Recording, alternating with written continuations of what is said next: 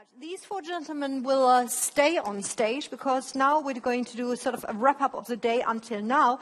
And Karl-Heinz is going to be the moderator, so I would like to invite him back to stage. And as you can see, we have space for some more people. So I would like to ask Peter Gentsch to come back. I would like to ask Brian Solis to come back. And Scott Galloway, he should also be here for a limited conversation, which should have been 60 minutes, now is down to 40, and then we're back on track. Thank you very much, gentlemen, for returning and for being part of the Q&A session. Take it away. Thank you, Connie. We are always good for time saving, yeah, so maybe we can save even 30 more minutes to make it attractive to anything so that we get closer to the party tonight. Yeah, I hope that you all registered. Who registered, by the way, for the party already? Looks not too promising. You should not miss this thing. Okay, so first of all, thanks for inspiring and interesting presentation so far. I hope you enjoyed it as much as I did today. I would like to start with Michael. Michael, you spoke about DELL and the whole evolution. I know that your background was in online sales, so yeah, you did computer and printer sales, and then you came to the social media stuff like the mom to the child, yeah, so it wasn't completely done. Tell me, what was your first experience when you spoke first with Michael Dell about this and you built up this control centers, the command centers? I think for me, the main personal thing was curiosity. I mean, I looked at Michael Dell, how he's just curious about this. I mean, just to give you an example, when Google Plus launched, I mean, he did hangouts with, totally strange people, in the middle of the night. And, the thing is that he didn't do this just for fun. He called me and said, Michael, that's a great sales tool for complex solutions because we have people on the phone, you don't have visibility, you can actually work that way. So immediately make the transition between that is a commercial tool you can use, but it's actually something which lets you connect with customers. And it's always this pragmatism. At the same time, you have the motivation to learn. And like I said, I would say most of the DELL people would say we are pioneers. We are early. I mean, we still have no clue where this goes. I mean, we put down so much money to train 15,000 people. I cannot tell you exactly, where this goes, and I cannot tell you the ROI today, but I know the ROI is something which will definitely show, and that keeps me motivated because I think there's something really, really big happening in this change process. Actually, Michael told me some weeks ago a story that Michael Dell was saying, look, I was always in the business of one-to-one, and now social media gives me really the potential, or is helping me, to get to the full potential of one-to-one marketing, really. That's what you said. Peter Gentsch, you are a specialist in social media monitoring. So you have a lot of clients. I think a lot of your clients are here today from the analytics side, integration into the systems. Why did you enter this space? And also, what is your experience, especially now when it comes to social media monitoring? So what you said as the listening part. And why do you feel that this is so important? Well, I'm an analytical guy, so it was always interesting in getting insights out of data. But to be honest, I think we're a little bit on the optimistic side talking about social media monitoring because it's not that easy. I will give you just a simple example. It might sound a little boring. If you would like to measure and manage the brand Apple, to be honest, that's not easy because it's about semantic. If you just type in Google, you will get so much noise. So, and in the beginning you have, for example, you have to find a search term. And if it's too wide, then you run the risk to get so much noise. And if it's too tight, you run the risk to miss out opportunities. So I think it's not that easy on slideware. It's always easy just to plug in. You have the social media and they have the data warehouse. But I think much effort is required to do that in a good way. And we really need reliable data. And I have some concern about that because we are looking all at these fancy dashboards and they have these diagrams coming up, but we have to look beyond the data. And look at Cloud Score, that's ridiculous. So it's some kind of magic. It doesn't work. And if we really want to derive actions, if we want to set up our business strategy based on social media, we need to get reliable data. And the same tonality, we all are talking about sentiment analysis. It's that hard job to do that because you have all the irony and it's so hard to read between the lines. So I'm a business intelligence fan and expert. And my passion is to apply the business intelligence technique to the social media field. And there's a lot of work to do. Don't get me wrong, I think it's a huge potential to use social media as a data source, but it's a lot of effort has to be done. And I think we have a lack of experience and practice how to ensure data quality out there in the social media sphere. There's so much noise. Okay. Thanks, Peter. Brian, I'm looking to you. You are as an analyst who is covering the whole world, so you're going back and forth between Asia, the United States, and also Europe. Well, how do you feel about what Peter just said regarding the data and the value which is in it? And what is your experience from the customer side? You talk a lot to the executives on a global, in global companies. Okay, how much time do we have for that? I'm still reveling in shitstorm management, and I think the reality is that what Peter's talking about is less about big data and more about trying to put social media in boxes that we know. Sentiment, share of voice, and what he's trying to get businesses to see is how to leverage this information to be more engaging to a variety of different customers. This is something that's completely foreign to organizations because as segmentation goes, it really was about demographics. So now we're trying to look at how to package or repackage this information in ways that it's going to mean something to be more engaging to real human beings. But we don't have the processes internally to take that information, interpret it, and reinterpret it within the company. What I see companies or executives dealing with or struggling with today is you have executives who say this is what our business objectives are, and then you have social media strategists that say this is what our social media strategy is, and they're divergent. They're not on the same path whatsoever. And that's a problem. So big data, interpreting information and making it into, well, translated it into intelligence and actionable insights is really how we start to bring this together. So what I see in terms of what the next steps should be is to stop thinking about activity, stop worrying so much about the 3 F's, as I call them, friends, fans, and followers, stop worrying about tonality, and really start trying to drive the engagement that you expect to see that you can measure success against. So it's like that old saying, start with the end in mind. Start with the end in mind. What is your strategy? What are you trying to accomplish? So that your strategies trigger the types of activities that your listening mechanism can start to track, so that you're not just listening to conversations in social media like everybody else is doing. You're now starting to get insight to have a competitive edge so that you can be more engaging and relevant to your audience. So it's as best as I could distill it, but we could talk about that for hours. Okay. Thank you very much. Ulf, hotel reservation system, a company who is in the business online selling hotel nights, as a matter of fact. Why does your company feel that social media is so interesting or even important for your company? Because if you look at the customers and the life cycle the customers make before they book, it's like they get inspired by content, maybe a destination or something, and then they have their decision. I want to go there, I want to do that, and then they plan their trip. And this pre-travel process, we can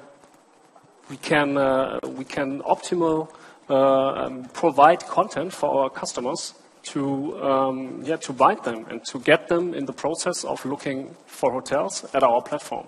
So that's the pre-travel process.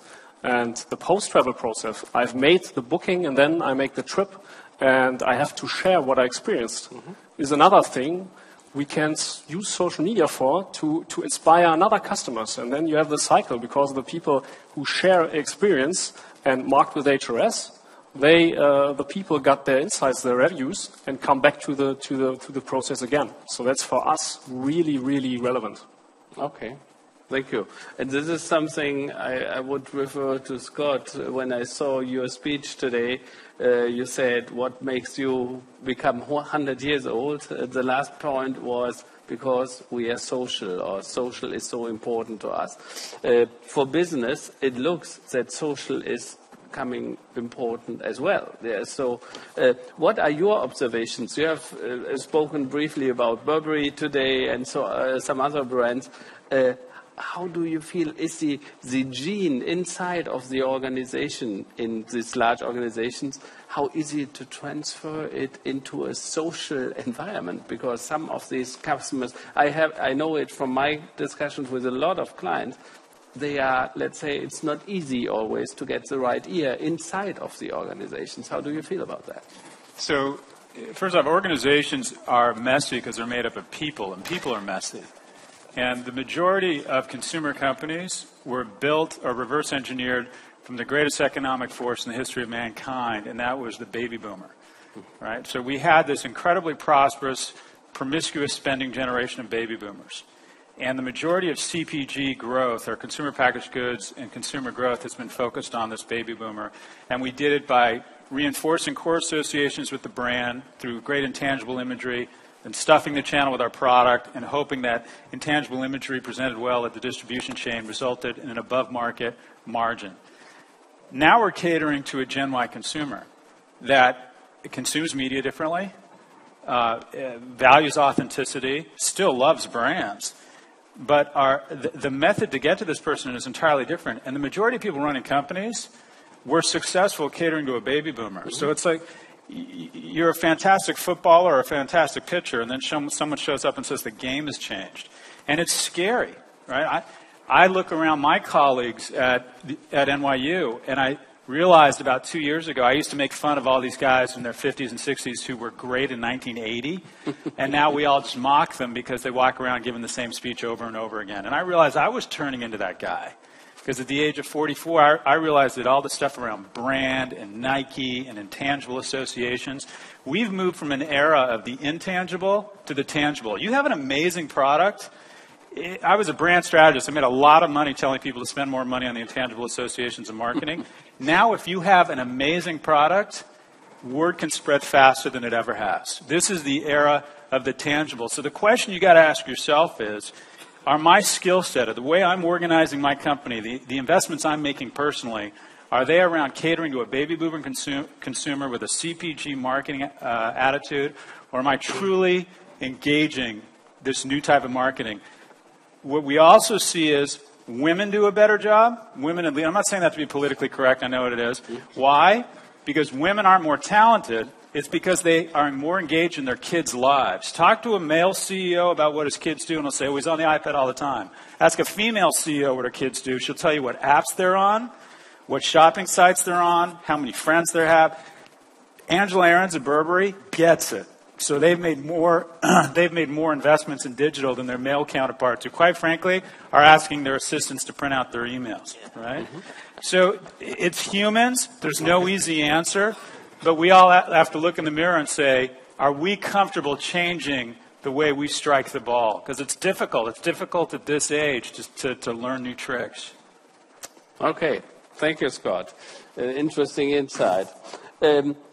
So we have spoken about different things, different industries, computer, hotel reservations, and hotel booking systems. Peter, Army, I was kind of early involved in the whole idea, and maybe some people find it odd to say, okay, Facebook is the next recruiting platform. What made you feeling that this is the right thing, and especially what made you believe that we can execute this in a way that it is successful for both, for the client, so the employee, is hopefully sooner or later, and for the Army as well? Okay, sure. Fortunately, it's not just me on my own that believed in this. It's been something we've worked through for some time. I would say this is not the first thing we've done in Facebook particularly. We've obviously tested and done smaller things over time in Facebook, focusing on this. So we've already proven, I think some of my examples mentioned that, we've already proven by just a small nudge in advertising to focus attention towards a Facebook environment and away from a more mainstream traditional road. It's already delivered on those results. our focus with everything we're doing with our customers in general actually is to try and focus on the app, something specific. You know, trying to bite off the whole world of social media, that's kind of tough in one day at least. So we try and do everything by focusing on a particular goal. I could give different examples, like in Transport for London, where actually we're focusing very specifically on taxi drivers as a first specific application to bring them into a very specific rationale. But yeah, bringing it back to recruitment in that sense, and why recruitment should work, to a degree our audience had already spoken. People are certainly of the primary demographic we were looking at, although it does go broader than that, fortunately, had already chosen to engage with the army in Facebook. So they already have a significant team who are, in effect, your equivalent like a call center team, but they are former officers talking and engaging with people, bringing their questions, bringing their recruitment questions to people and getting direct answers in that channel. So it's been a natural evolution. So fortunately, I've got a kind of body of proof behind me before we reach this point. Thank you. Dennis, for telco carrier, when I was speaking in the morning, I spoke, data is changing everything. Why do you think that this is so important in marketing? And do you think that we are on the tip of the iceberg, or do you think that we already have some breakthrough data where we say, look, this is the holy grail in marketing, this is how we can make best use out of, for us and for our customers? Because I always think that we have to think in both directions. It's the user experience, the customer experience, and of course it's that we can do our jobs better. I don't think that we are on the tip of the iceberg, as it was mentioned before. This is not the airplane industry. We are in a transforming industry, really fast transforming industry. And also what I mentioned, right now you can see in Facebook, for example, what do you like? In the next month you will see what do I want to have, what did I bought. So we will get specific data from the users, and I think the whole social data that we are gathering will be the basis of social commerce. I don't say that social commerce is something like you put your standard web shop into Facebook and now you have Facebook commerce. It is it is selling through Facebook. This can also be you identify influencers and give them special products that you wanted to sell them. For example, if you knew I'm an Ajax Amsterdam fan here, you don't have to offer me some Feyenoord Rotterdam ticket. But if you offer me the new jersey for the next season and the card against Feyenoord Rotterdam here in the stadium, I will be glad to buy it. So we have to see the data and make something out of it. Yeah. Okay, so I've asked several questions, but maybe there are some questions in the audience where you say you would like to ask one of the famous guys here on stage. Do we have a mic here? Okay. Peter. So, do we have questions in the auditorium? I'm very fast coming to you. And also tell us who you would like to ask. This young gentleman will share his name and the organization he works for with us before he puts his question to us. I'm Robert. I work for Payback in Germany. And my question is, do you have best practice examples for social commerce? What would be the best practice examples? Who would you like to ask? Or sure. We got just in the if someone has a good idea and best practice examples, because we're taking to look at social gaming and social commerce and in comparison. Well, I'll start with one best practice. Yes. Fine. That is to know what you're trying to accomplish in terms of social commerce. There are multiple stages of it, right? There's awareness and consideration. There's influence. There's the actual transaction itself. And then there's the process of service and advocacy. Scott brought up a real interesting point earlier today where he said that most of the businesses who, for example, experimented with F-commerce or Facebook commerce failed. And the reason why I bring this up, because even though it's one sliver of social commerce, is because it was designed to fail. People took old school commerce principles and applied it to Facebook, sticking an entire store catalog as an app within a Facebook tab. And of course it was destined to fail because that wasn't the right experience. The right experience, if you looked at, for example, how Walmart approached a television special. I mean, I appreciated it because, number one, it was a nice television for a great price. But the gimmick was if it got 5,000 likes, the deal would unlock. So very much like Groupon. If the average person is connected to 150 people on Facebook and you multiply that by 5,000 likes, you increase the potential amount of impressions. So not only did you increase visibility for the brand, but you sold at least 5,000 televisions. It had purpose, and everybody was waiting for the next day's deal, and then the next day's deal. So I like the idea of social commerce from a best practice of having an intention in mind and knowing what success looks like before it's over, and having it focus on what that experience is going to be like. Creating an entire store and hoping that it's going to go social is I don't just see that happening because people aren't in social networks to shop per se, but they are influenced in the moment to do something. So what is that something and define it? Thanks, Brian. Maybe, I'm not sure, Scott, if you were involved, but I heard 2 months ago a story from Burberry's where they introduced a new fragrance just on Facebook. Are you familiar with the campaign and with the success? Yeah, for the body, yeah, launch of body perfume. Yeah. So, maybe we could. And then I want to come back to best practices. But the thing we need to remember is great marketing does not live in isolation of any one medium. Yeah. The best increase in Facebook likes and followers tend to be with programs. I'll give you an example, CoverGirl. We track the Facebook likes of 4,400 brands. All of a sudden we saw CoverGirl spiking. Now, they were doing great sampling. Sampling is a great strategy, great best practice online if you have a physical product and you can parse a bit of it. It's a great way to attract a ton of likes. They also supported it with a TV campaign, supported by a print campaign, supported by a celebrity, supported by CPC advertising on Facebook. By the way, what is this notion that social media should be free? That's one of the things I don't get with CEOs. They think if they just allow you to be open to it, but they don't want to spend money, right? You have to spend money in this medium. But the integrated programs work really well. Facebook launched Body, which is now the 7th biggest fragrance in the U.S., off the back of its 12 million strong like community. Excuse me, Burberry.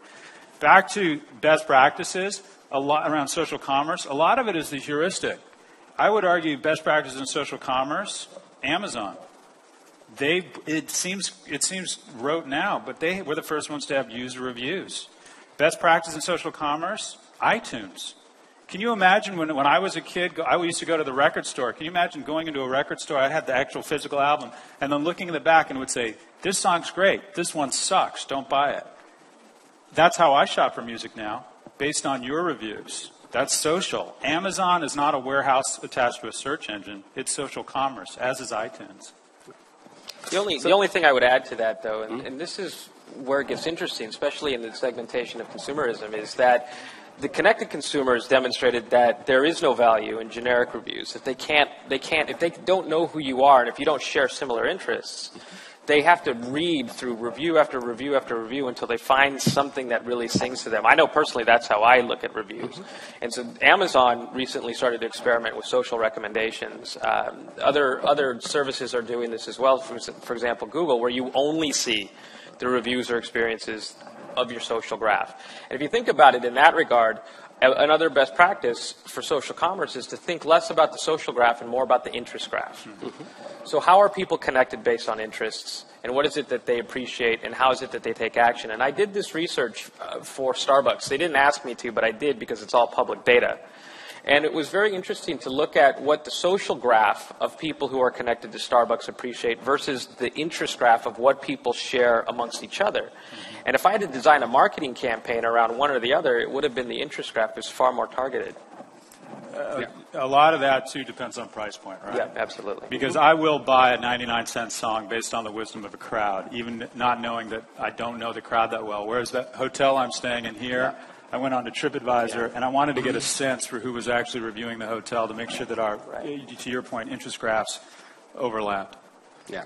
So what shows again how important it is to get rid of the silos, because I think that is today the way. Still, if we think about the organizational impact, Michael, you spoke about this, that a visionary like Michael Dell said, okay, this is an important part for all of us, and I will train more than 15,000 people and make them engage in these channels. I think one of the biggest mistakes today is that we are speaking about the social media department. Yeah, these are one department, and sometimes they report to the marketing department, communication, PR, so to different areas. And I think we have to get into a world where we get a better and a more holistic approach. By the way, may I ask yourself, please raise your hands if you feel that the organization of your social media infrastructure is in the right hands, so in the right organization. Could you raise your hand when you feel I'm in the right department and that the organization really makes most sense of it? Okay, so can I make the opposite check? Could you raise your hand if you feel I'm not in the right department and we are not leveraging that in the right way? Okay, yeah, interesting view. Okay, thank you. Karl-Heinz, Yeah? I have a question here. Yeah, please. Hi, thanks. I'm Thomas Reichstetter from Bauerversand. I got a question specific to Scott Galloway. First of all, thanks for your presentation earlier this afternoon. It was great to hear your speech. I think I got most all of the points except for the third part of your presentation, which was about living 100 years. And there was just this thing I just didn't understand. First of all, I got 3 parts to that. You have a certain genetic predisposition to cancer or illness or something that allows you to live for a certain amount of time. Then if you go down to the party tonight in Amsterdam, you shouldn't smoke your head off. That's the second thing. But I didn't get the third one. There came this slide and that said social. It's like I just didn't understand the context and ask you to elaborate a little bit. Sure. Is it like I get an extra year for every brand that I like on Facebook or something? I just didn't understand. For sure. Thanks for the question and thanks for the generous words. So according to the New England Journal of Medicine, when they took centenarians, there's 80,000 people over the age of 100 in the U.S. In 20 years, there's going to be 800,000. It's the fastest growing population is people over the age of 100. And they tried to figure out what it is about people who live to be 100 that's different than the rest of us, the majority of whom will not see our 100th birthday. And they found 3 primary things, and then a couple what I'll call meta factors that sort of seemed common in all of them. And the 3 things were, in reverse order of importance, was your genetics. People tend to think that genetics is number 1. Why? Because we're lazy and we like to think the die have been cast, right? We just like to think, oh, I'm going to live to this age because this is how long my grandparents lived. It's actually the 3rd most important thing. Number 2 is lifestyle. Don't smoke, don't be fat or obese. But the number 1 predictor of your ability to reach 100 years was how social you were. But there's some nuance to it. It's not going down and smoking. It's not how hard you party. It's not even how many people love you. It's how many people you love. And I like this. So if the metaphor for social media is that I bet Brian here has 50 times as many followers as people he follows. He won't live as long as someone who's not as popular as me if I'm following more people than are following me. The greatest indicator of living a long life is how involved you are in other people's lives and how much love you spread to other people's lives, right? Women who have kids in their 40s are 5 times more likely to live to be 100 years old than women who do not have kids or who have kids before the age of the 40. Why? Because there's a source code that's on in our brains that registers when we are adding value to society and sends out a hormone that gets rid of bad hormones, and you live longer. And the best way you can indicate that you are adding value to society is to exercise very vigorously, because it fools the source code into thinking that you're hunting prey or building housing. It's to love other people, and the best way to love other people is to give birth and be involved in your kids' lives. And it's mental stimulation, the same way that they give Parkinson's sufferers access to crossword puzzles. Severe exercise, mental stimulation, and being involved in people's lives in an affectionate, real way, that is how you reach 100. I like that. Isn't that nice? That's a great message. Yes. Thank you. Karl-Heinz, we have one more question. Yeah, please. Hello, my name is Sebastian Bertling. I'm doing social media marketing for Mercedes-Benz Cars in Germany. Brian, I've got a question for you. You've shown us that slide where, like, the focus of the fans, like on Facebook, where do they look first? And we've seen that the most attractive part of the Facebook page is like the newsfeed in the middle, and the ad space on the right side is like less attractive. And we've all heard that General Motors cut their Facebook ad spending. So could you maybe give us a little insight or your opinion about doing ads on Facebook? Yeah, actually, this is an important discussion to have because most companies, I've studied advertisements not because I've been paid to, but because I needed to answer this question. You know, I looked at General Motors specifically, and I wrote about it for the Harvard Business Review. General Motors cut a $10 million ad spend, but maintained a $30 million creative investment for earned media, which was creative strategies within Facebook. I studied both, and I got to tell you, I was not impressed by either. The ads were ads, trying to sell something to you that actually was intangible, and I don't know that I even wanted it. You know, I don't know if it just didn't make me feel inspired like the way that Nike does, or the way that BMW or Lexus, where they sell you a lifestyle. Then I looked at the earned media component. It's not terribly engaging either. So I'd be really curious to audit that $30 million spend. You look at somebody like Ford, where they spend more on earned than they do on paid, but you feel like you're part of something. And even Scott Monty of Ford was really vocal in coming out against General Motors as that news was made. It's the only reason I actually wrote that article, because he sent me this brilliant statement. He's like, can you use this? I said, I better figure out how to use this. The problem is that ads do work. I experimented with this, but people don't believe it. I experimented with this over the course of New Year's, where I just bought a whole bunch of ads for nothing specific, just to see what happens when you trigger keywords, imagery, and words. Not just words, but expressions. Knowing that you were going to associate those visuals and expressions with certain types of people, and I would auto-rotate those ads based on what was clicking and what was not clicking, and see what would work. At one point, the outcome, because I didn't have a product to sell, the outcome was just likes. But at one point, it was registering so many likes that Facebook shut the ad off because it thought it was spamming, that it was a robot. But in reality, the imagery was wonderful. People saw it off to the sides, like, hey, what is that? It took a different mindset. And that's the problem that a lot of us have when we approach advertising or marketing in general, is we bring what we know. When in reality, what we need to do is bring what we hope to achieve, and that what we hope to achieve needs to be meaningful to the people we're trying to reach. Man, that is so different.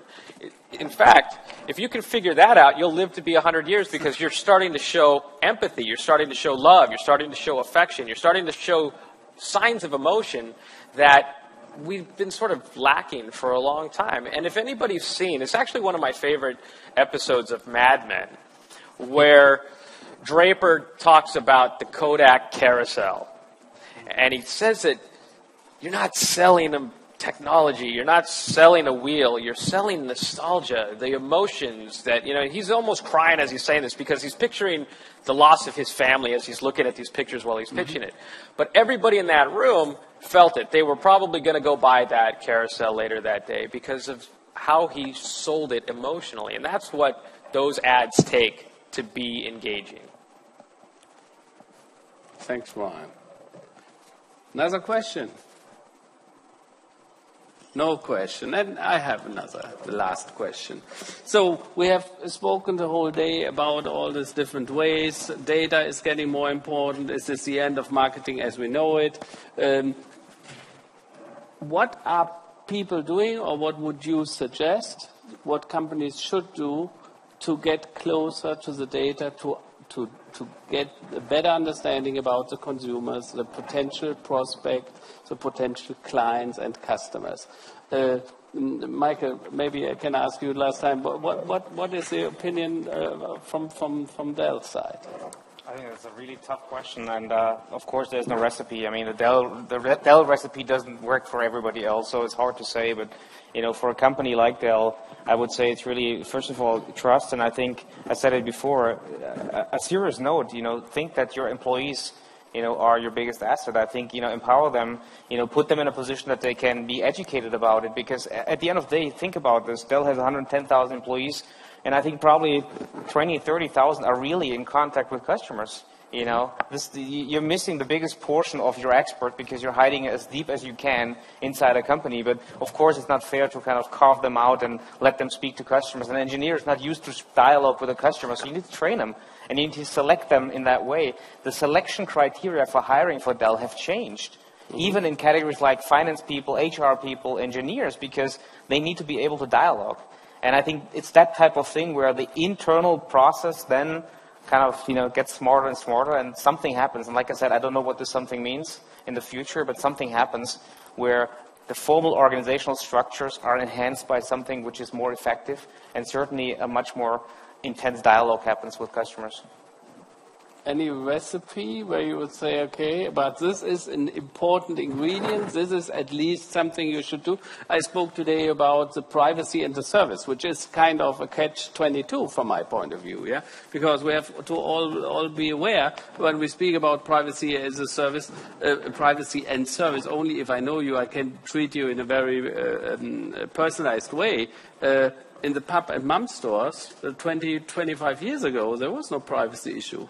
The privacy is invented with the internet, to be honest. Yeah. So, any suggestion from you guys? You talk with people about this every day. If you look at the Michael Dell example, the first thing that most people will say is, well, it's Michael Dell. He runs the company. Of course, we're going to do what he says. But I think there is a recipe in what Michael Dell brings to the table. He cared about customers. If I'm not mistaken, the whole social media adventure began with someone who was very socially influential having a problem with Dell servers over a weekend and started tweeting about it and asking for help. And Michael Dell saw this. And Michael Dell phoned somebody at home on a weekend, and that problem was fixed. And later, he realized the power of that and started to make investments in learning more about customer experiences so that they could start to fix them in real time, because he realized that if they could address negative sentiment that was expressed, they could switch it to positive. If they can decrease the amount of negative things people are saying about the brand and increase the number of positive things that people are saying about the brand, you start to increase all kinds of things, the simplest of which is Net Promoter Score. But the recipe there was that Michael Dell cares about his customers so much that he spent his weekend investing, actually, from what I understand, many weekends, many trips to his house of trying to build new technologies to get this done. So what does that mean to you? You care. That's why you're here. So how do we get people around us to care? And that's where we need to spend our time. The thing that I have learned is that, unfortunately, as Scott said, a lot of people running the organizations today are boomers. And they have a whole different definition of what success looks like. The good news is a lot of them are dying because they don't love enough. And so that's opening the door for a lot of new leaders. So, just a quick shout out. Tomorrow you have Martha Rogers speaking, yes, right? Absolutely. Martha was into this stuff before it was cool. Yeah. I remember in 1995, and she just deserves huge props for this. I remember going to Electron one-to-one marketing, and it was before there were classes in this, before there were positions in social media. Yeah. But she was really a pioneer in this stuff. She's one of my, inspired a lot of what I did professionally. In terms of privacy, yeah. And I know the laws are different here, I think privacy is vastly overrated as an issue. Yeah. Whenever I hear somebody complaining about privacy, they out themselves as being over the age of 40. When's the last time you heard a 23-year-old complaining that you violated their privacy? There's a general compact we have with consumers, outside of religion, sexual orientation, or politics, but outside of those three topics, the compact we have is the following. Violate my privacy, just add utility in return. I don't care if you know I'm outside of Macy's. push me something such that I go into Macy's and I get 10 or 20% off or some value add. Talk to a 23-year-old about, look at the stuff they're posting on Facebook. Facebook is a huge violation of privacy. I personally, we get all introduced as experts. I'm on Facebook unwillingly. I would like to put a banner across the top of my Facebook page that says, there is a reason we have not stayed in touch. It is physically uncomfortable for me because I'm at an age in my life where I want to be rich and anonymous. Those are my goals. But if you are in the world of marketing, you need to look at the data and you need to realize that the people who are going to control the spending, the people who are going to control governments, are comfortable with posting a tremendous amount of personal information about themselves online. As long as, one, you don't abuse it, and two, you add utility. I think privacy, for me, is a vastly overrated issue fueled by a series of 50 and 60-year-old white guys in Washington and in Brussels. Yeah, I will add to that. And Berlin. Because I actually studied this to see if privacy was an issue. And I studied millions of conversations. And it turns out that those fueling concerns about privacy were the media, not people themselves. And people who don't have a problem with privacy, as Scott said, is exactly right on. They will willingly give you personal information, and they have expressed this, that it has to come for something in return. Yeah. But I will tell you this. They have also said that a Facebook like does not mean that you can extract data. Yeah. It is not an opt-in. They have explicitly said this. So you have to think about the ask and the embrace. Make it a formal dance, and people will love you for it. Thank you. I think we are at the end here. Thanks, Brian. Thanks, Scott, and the rest of the team. Tomorrow, 8:30, we have a dedicated session regarding privacy and service and what the legal impact of this all is. Thanks for being here in the audience. I'm pretty sure you all will be at the party, right? Yeah. Okay, so you all have the chance to maybe also ask some questions under 4 eyes when you meet these people tonight at the party. Thanks. It was great meeting you again. And of course, it's not the end yet.